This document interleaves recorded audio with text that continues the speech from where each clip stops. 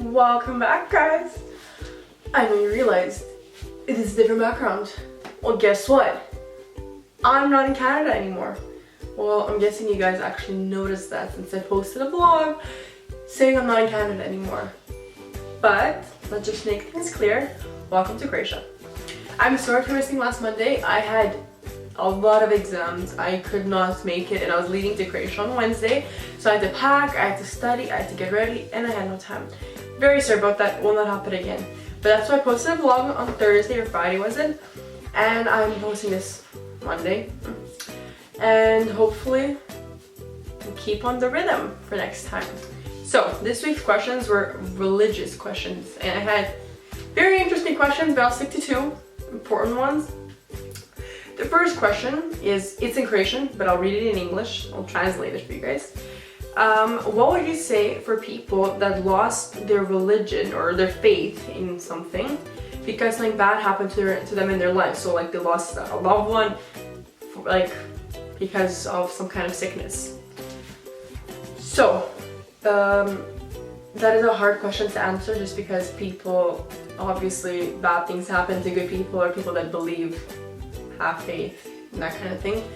But there's nothing to say except that things happen for a reason. I know it's hard to believe and it's really sad that, Marco's calling. What I was going to say about that topic was that everything happens for a reason, which is kind of hard to understand because it's like, why does a bad thing have to happen to me? Why does a good thing have to happen to them? Everything is interconnected in this world. Something bad happens, there is a reason. You never know what it's for. Honestly, I can't even address this question because it's a hard one. Just because there is no positive thing that we can understand at this moment. All the positive things that come out of this is something that will happen one day. And you cannot explain it to people and make them understand unless it's happening to them. Just like you cannot understand how hard it is to lose someone if it didn't happen to you. You don't know how to understand someone that took that negative aspect in their life and turned it into a positive thing. So again, that question is kind of difficult to address just because of that. And I could say I had a difficult thing. My great grandma, she died in November, and I was super close with her, and it was a difficult thing. And my mom was super close because she lived with her for many years also, and that honestly was the hardest thing ever for her and for our family too. But with time, you realize that it happened for a reason at that time, because it's not, in a way, we all kind of grew in different ways, stronger, more mentally. Again, even though I wish with all my heart that it didn't happen, because it already happened, you can't change things that happened. You just accept them, and then you make a positive change with yourself from it. So try to become positive more, try to see that life is short, enjoy every moment. Always say, okay, this quote, it's called always kiss me goodnight. And my theory in life is always, before you go to bed, tell everyone everyone that you love them, that you're thankful for them. When I was in elementary school, I was maybe grade 3, I'd say, and I had this girl in my class, and she came to school that day and she was all mad. She goes, oh my god, I got to fight with my dad today. I hate him. You know how through grade 3s talk, right? So she's really mad because she went to fight with her dad. Anyway, school went on. At around 1:30 p.m. she got a phone call from the school saying she had to come to the office. And we were like, okay, what happened? She never came back, right? So about a couple of days later, we found out that morning, her dad, after he dropped her off at school, he was going to work and he got in a car accident and died instantly. And when she came back to school, she was telling all of us, like obviously she was sad and everything, but she told us with time, even though she's a grade 3, how smart of her to think of it. She goes, honestly, the only thing I wish is I didn't fight with my dad that day and that I told him I loved him before he left, because I was in a fight with him before he died. After that day, that stuck in my head, and now trust me, if you guys ever see my parents, ask them. I go hardcore with every 5 minutes. I love you guys. God bless you. I miss you. Try to show my love in every possible way, because you never know. So the best thing to do with these situations about losing someone and how to keep faith in that is to enjoy the faith now, understand everything the way it is now, and if anything ever were to happen, to take the positive out of that and learn and try to grow with yourself, because there's nothing you can do physically to change things that happen. Anyways, that was a hard question, girl. Okay, she's a complex question. It's a complex topic, she says, about the Bible and the way they teach us things, and if it is exactly the way it's said. No.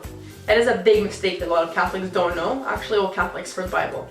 But it's probably the same for other religions, don't know completely, but I'll just talk for Catholics here now. Anyways, in the Bible, none of the stories are exactly correct. For example, the story with the fish and the bread, it didn't feed 10,000 people, and it wasn't only 2 loaves of bread and 5 fish or whatever it was. Just like Jonah was not eaten by the whale, if you guys didn't know that. All the stories in the Bible's purpose are to explain ideas and topics and themes in which they metaphorically speak. Metafore. Za vi Hrvate koji ne razumijete, mislim. Znam da ćete razumjeti. Uglavnom dalje. Anyways, back to my points. It's obviously there are some stories that explain happenings at that time, but most of the stories are just explaining things to, like for example, Jonah and the whale, right? Wasn't eaten by the whale. No one knows exactly the story just because it has been rewritten with time. Time has passed.